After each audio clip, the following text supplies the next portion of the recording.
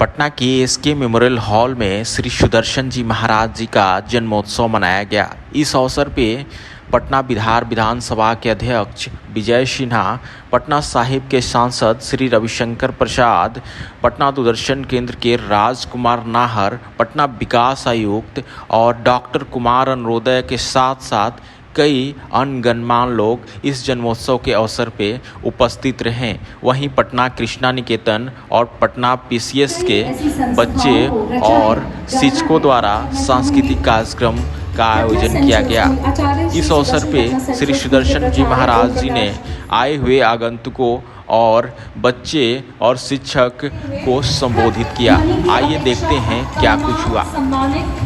आगंतुकों से, दर्शकों से इस वक्त श्री विजय कुमार सिन्हा जी का इस मंच पर सम्मान करते हुए, उन्हें सम्मानित करते हुए लगातार कर्तव्य ध्वनि की आचार्य श्री आपसे सादर अनुरोध। लोक प्रसारक की भूमिका में सब अपने इस कह सकते अपने इस काम में प्रोफेसर मोहम्मद यूसुफ हुसैन बड़ी बेखूबी, बहुत प्रखरता से वो इस काम को करते हैं। धन संपत्ति पिता दे देता है अपने पुत्र को,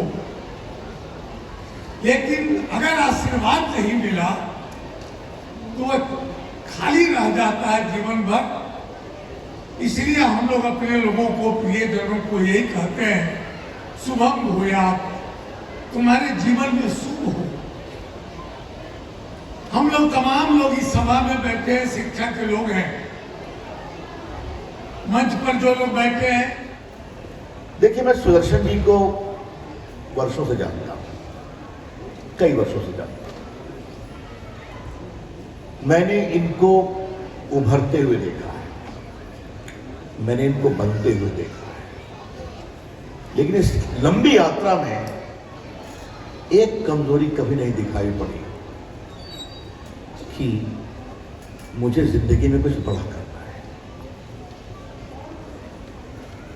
अभी मैं पूछ रहा था उनसे कि कितनी उम्र हो गई आपकी, तो मैं थोड़ा उनसे खुला हुआ हूं तो थोड़ी के बाद चुहल भी कर लेता हूं। आज मैं उनकी अनुमति से आपको एक बात कहना चाहता हूं। जब निर्णय हुआ कि मुझे पटना साहिब लोकसभा लड़ना है, तो उन्होंने कहा सबसे पहले आप मेरे पास आइए, मैं आपको आशीर्वाद दूंगा। मैंने कहा इससे बड़ा मेरा सौभाग्य क्या होगा। अब उन्होंने मुझे गीता की प्रति दी।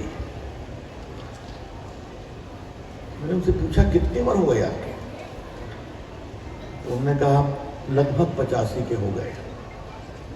तो मैंने भी छूटते कहा मैं पेशे से वकील हूँ, देश का कानून मंत्री रहा हूँ, तो कई बार कानूनी विषय निकल जाता है।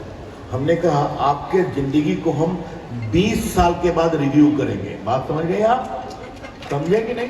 और दो इनके पास बहुत डिस्टिंक्ट फीचर्स हैं जो हमारे अध्ययन और हमारे जो अपना पर्सनल रीडिंग है उसमें दो पैरेलल्स हम देखते हैं। एक तो एक लैटरल थिंकिंग होता है, लीक से हटकर सोचना। तो उसके वर्ल्ड के सबसे बड़े गुरु हैं Edward de Bono. De Bono कहते हैं कि सीधे डायरेक्शन में अगर देखोगे तो बहुत सॉल्यूशंस नहीं मिलेगा, उसको साइड से जा कर के देखोगे तो बहुत सॉल्यूशंस मिलेंगे। तो आचार्य जी के जो टैग लाइन्स हैं वो बड़े ही अटैकिंग हैं और अट्रैक्टिव। जैसे मैन विदाउट अ मिशन, सब लोग बोलता है कि मैन विद अ मिशन, जो स्टैंडर्ड है।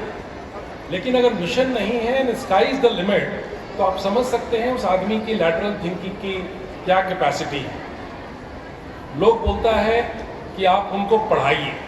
महाराज आज बिहार के गौरव को बिहार के बाहर बढ़ा रहे हैं, और ये हम सबों के लिए गौरव का विषय है। आत्मा जब परमात्मा से जुड़ता है तो विकारों से मुक्त होकर और सभी बंधनों के परे मन के अंदर जब यह भाव आता है कि अपने लिए ही नहीं औरों के लिए मुझे जीना है, औरों के चेहरे पर उनके गम को हटाकर खुशी लानी है,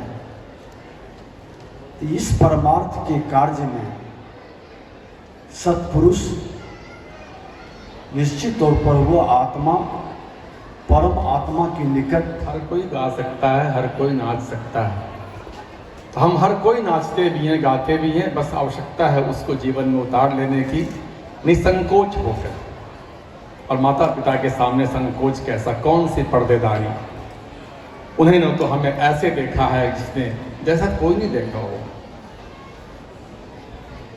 और ये भी कहना बड़ा मुश्किल कि हमें आप आशीर्वाद दीजिए, हमें आप शुभकामना दीजिए, हम आपके पास आए हैं, आप हमारे गुरु हैं, पिता हैं। नहीं, ये मैंने कभी नहीं कहा, न इसके मैं अपेक्षा रखता हूं।